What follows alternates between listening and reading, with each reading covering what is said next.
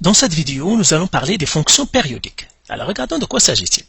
En fait, les fonctions périodiques, ce sont des fonctions qui ont un cycle qui se répète ou un motif qui se répète. Comme par exemple, ce graphique-là, je vois que ce cycle-là se répète jusqu'à l'infini. Donc, je vois que c'est le même motif qui se répète jusqu'à l'infini. Là encore, ce motif-là qui se répète ici, etc. Ici, j'ai ce motif-là, d'ici à ici, qui va se répéter aussi jusqu'à l'infini. Alors, à quoi servent les fonctions périodiques? En fait, les fonctions périodiques sont très utiles. Pourquoi? Parce que pour étudier un phénomène qui est périodique, qui se répète, il suffit d'étudier son cycle. Toute l'information dont on a besoin, ou bien pour comprendre le phénomène ou la fonction, est dans le cycle. Alors, prenons quelques exemples de cycles qui sont dans la nature. Par exemple, le mouvement de la Terre autour du Soleil. Je sais que le mouvement de la Terre autour du Soleil fait une année, et puis la Terre revient à sa point de départ, et puis il reprend encore, et encore, et encore. Pour étudier ce phénomène, par exemple, le mouvement de la Terre autour du Soleil, il suffit de l'étudier sur une année, et comme ça, on a toute l'information, qu'est-ce qui se passe entre la Terre et le Soleil pendant une année. Alors, autre chose que vous devez connaître, c'est identifier un cycle. Par exemple, ici, je vais encadrer le cycle. Donc, on encadre, c'est ça le cycle, c'est-à-dire le motif qui se répète. Ici, le motif qui se répète, c'est celui-là. Et ici, le motif qui se répète, c'est celui-là. Donc, c'est celui-là, le motif qui se répète jusqu'à l'infini. Donc, vous devez savoir identifier un cycle. Donc, ça, on l'appelle un cycle. La même chose ici, ça, c'est un cycle, etc. Maintenant, autre chose que vous devez connaître, c'est comment trouver la période d'une fonction périodique. La période, comment on la trouve? En fait, la période, c'est quoi? C'est la longueur d'un cycle. Longueur d'un cycle. Alors, selon votre schéma, parfois il y a des points qui sont lisibles, d'autres qui sont bien plus lisibles, d'autres qui sont bien moins lisibles. Donc, ça dépend de votre schéma. Toujours, vous devez essayer de déterminer la longueur du cycle. L'une des manières de le faire, par exemple, regardons ce cycle-là. Je prends le premier, j'aurais pu prendre le deuxième ou le troisième ou autre. Je regarde, par exemple, le cycle où finit-il. Par exemple, il finit ici, j'ai 1, 2, 3, 4. Donc, il finit à 4. Donc, je pourrais calculer la période P égale à 4. Moins où il commence. Il commence à 0, donc c'est 0, qui est égal à 4. Donc pour le premier, par exemple, la période c'est 4. J'aurais pu prendre, par exemple, de maximum à maximum. Parfois, c'est plus lisible de lire les maximums au maximum suivant, qui correspondent. Par exemple, je vois que ce maximum, le deuxième, il est à, donc ça c'est 4, 5, 6. Et le premier maximum, il est à 2. Donc je vois que je peux aussi faire, de maximum à maximum, j'aurais pu faire aussi 6 moins 2, qui m'aurait donné 4. J'aurais pu faire aussi minimum à minimum, ou un point à un autre qui correspond. Par exemple, regardez, je prends ce point-là, et dans ce cycle, et le cycle qui suit, ce point-là correspond à lui. Je peux calculer aussi la distance entre les deux. Par exemple, je vois que celui-là, il est à 1, et l'autre, il est à 5. Et là, je pourrais plus faire 5 moins 1, ça me donne encore 6. Ça me donne encore 4. Donc, vous voyez qu'il y a plusieurs manières de calculer la longueur d'un cycle. Donc, ça dépend de votre graphique et de la lisibilité des points que vous pouvez voir. Alors là, on va calculer le cycle de ce deuxième-là. Je vais prendre, par exemple, le premier cycle. Le premier cycle finit à ce point-là. Donc, ça, c'est 1, 2, 3, 4. Il finit à 4. Donc, je vais faire P est égal à 4. Il commence à 0. Ça me donnera 4. Là encore, je vois que je vais prendre où il commence, ce cycle-là. Donc, il commence à 0, il finit à ce point-là. Ça, c'est 1, 2, 3, 4, 5, 6, 7. Ça, c'est 8. Donc, ça aussi, c'est 3. La période est égale à 8 moins 0 est égal à 8. J'aurais pu prendre de maximum à maximum, d'ici à ici. J'aurai le même résultat. Je pourrais même les compter. Par exemple, j'ai ici, ça c'est 1, 2, 3, 4, 5, 6, 7, 8. Donc, je pourrais même les compter. Donc, regardez, selon votre figure, tout simplement déterminer la longueur du cycle ou d'un point à un point qui suit, qui correspondent. D'un cycle à un autre. Alors maintenant, on va faire un petit exercice ici. Ici, nous avons le mouvement d'une pièce mécanique. Donc, il y a une pièce mécanique d'une machine. Et puis, cette pièce-là, il change de hauteur. Donc, ça, c'est en minutes. Donc, pour chaque minute, on veut regarder la pièce, à quelle hauteur est-elle? En mètres. Donc là, ils nous disent, trouve la période. Alors, par exemple, ici, je vais faire le cycle où il commence ici, il finit ici. Et vous voyez que ça, c'est très simple. Donc, ça, c'est 1, 2, 3, 4.5. Donc le cycle, donc ça c'est 4.5. Il commence à 0, donc il suffit de faire 4.5 moins 0 qui me donne 4.5 minutes. Donc le cycle de la pièce, il monte du bas vers jusqu'à un certain hauteur, il descend vers le bas, et tout ce cycle-là, il le fait, tout ce mouvement, il le fait en 4,5 minutes. Maintenant, ils nous disent calcul f de 1,5, ça veut dire à 1,5 minutes où se trouve la pièce. 1,5 minutes, c'est ici. Et là, c'est ici. Donc, il suffit de regarder, et puis je peux lui lire, il est dans le premier cycle.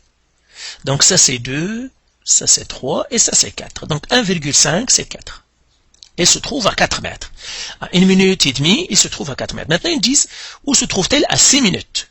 Alors, à 6 minutes, ça c'est 4, ça c'est 5, et ça c'est 6. Alors là, il se trouve, encore elle aussi, à 4 mètres. Ben, vous voyez que ce point-là correspond à ce point-là. Ça veut dire le 1,5 et le 6 correspondent d'un cycle à l'autre. Le 1,5 c'est pour le premier cycle, correspond au même point, c'est-à-dire la pièce va se retrouver au même point à 6. Maintenant, regardons 9,5. 9,5 ça c'est 6, 7, 8, 9. 9,5 c'est ici. Et 9,5 c'est à peu près à 1,5. Donc c'est 1,5 mètres. Donc ça c'est 1,5 mètres. Donc, à peu près comme ça. Maintenant, ils me disent de trouver f de 127,5, c'est-à-dire à 127,5 minutes où est-ce que se trouve la pièce. Vous voyez que dans mon axe, il n'y a pas de 127,5 parce que c'est trop loin. Alors, comment on va le faire? Eh bien, je sais que en fait, 127,5 va se trouver dans l'un des cycles. Seulement, le cycle où elle se trouve est un peu trop loin.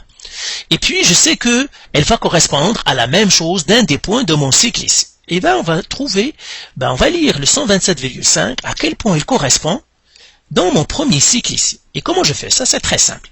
Il suffit de faire 127,5 que je divise par la période. La période ici, c'est 4,5. Donc, c'est la période. Si la période était 10, j'aurais mis 10. Si la période était 20, j'aurais mis 20. Donc, j'ai mis ici la période. Et je fais cette division-là. Donc, 127,5 qui divise 4,5. Qui me donne 28,33 périodiques. 28,33 périodiques. Alors, qu'est-ce que je fais maintenant? Eh bien, je vais prendre que l'entier. J'oublie les nombres qui sont les nombres décimaux, je les oublie. Donc, je vais faire encore 127,5 moins 28 fois la période. La période, c'est 4,5.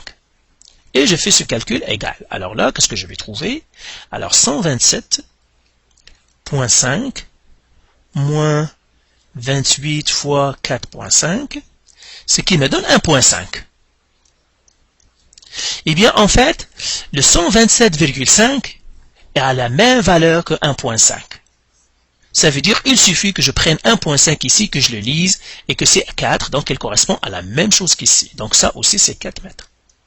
Ça veut dire que si je continue les cycles, eh bien, je vais trouver un cycle où mon 127,5, il correspond à ici, à ce coin-là. On va vérifier ça avec le f de 6 et le f de 9,5. Alors, regardez qu'on va le faire ici. Alors, j'efface tout ça. Alors, regardez, par exemple, je dis 6, à quoi il correspond, le point 6, à quoi il correspond dans mon premier cycle? Eh bien, tout simplement, ce que je vais faire 6 qui divise la période, 4,5. Donc là, encore, je le divise par la période, égal. Et là, je fais 6 qui divise 4,5. Eh bien, c'est 1,33 périodique. J'oublie tout ce qui est après la virgule, je ne prends que l'entier, ici. Et je fais 6 moins 1 fois 4,5, qui va me donner 6 moins 1,5, 1 fois 4,5 c'est 4,5, 6 moins 4,5 c'est 1,5. Ça veut dire que 6 et 1,5 sont la même chose. C'est ce qu'on a trouvé tout à l'heure, ce qu'on a prouvé. Ça veut dire 6 et 1,5, ce sont des points qui correspondent. C'est ce qu'on vient de voir. Maintenant, on va le faire avec le 9,5. 9,5, on va faire 9,5 qui divise 4,5, la période, égale. La première chose, je prends le nombre, 9,5 que je divise par 4,5. Ça me donne 2,11. Et là, qu'est-ce que je vais faire? Je vais faire 9,5 moins, je prends que l'entier, je ne prends pas les nombres à virgule, je les oublie, moins 4, moins 2 fois 4.5.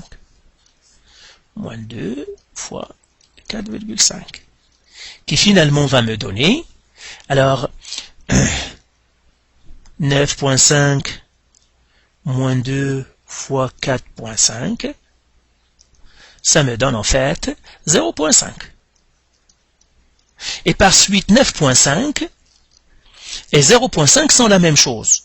Donc si je les regarde, donc ça c'est 9.5, donc ça c'est 6, 7, 8, ça c'est 9, 9.5. Et je vois qu'ici ce point-là est le même que ce point-là. C'est le point 5. Donc vous voyez que ce point-là correspond bien dans le cycle, il correspond à ce point-là, qui correspond encore à lui, dans le deuxième cycle. Donc celui-là est dans le troisième cycle, mais ils correspondent. Donc voilà pour les fonctions périodiques.